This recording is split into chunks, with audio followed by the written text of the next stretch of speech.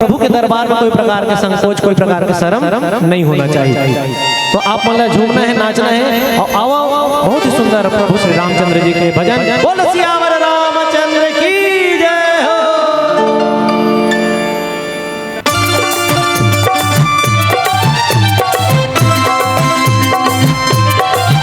तालियों के साथ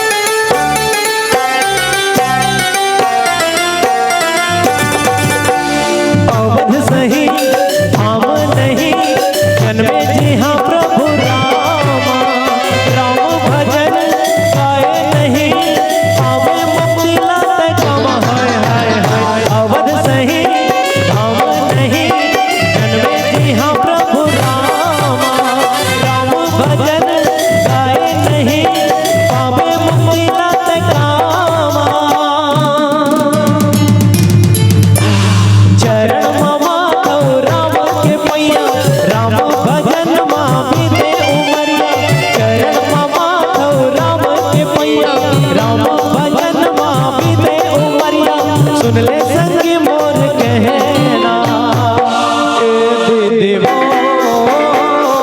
कर ले भजन ला ए भैया का कर ले भजन ला माया मगन माँ दे उमरिया भक्ति भजन के ओढ़े चुनरिया माया मगन माँ दे उमरिया भक्ति भजन के ओढ़े चुनरिया सुन ले संगी मोर कहना ए दीदी वो कर ले भजन ला ए भैया का कर ले भजन ला ए दीदी वो कर ले भजन ला ए भैया का कर ले भजन ला। बोलिए सियावर रामचंद्र की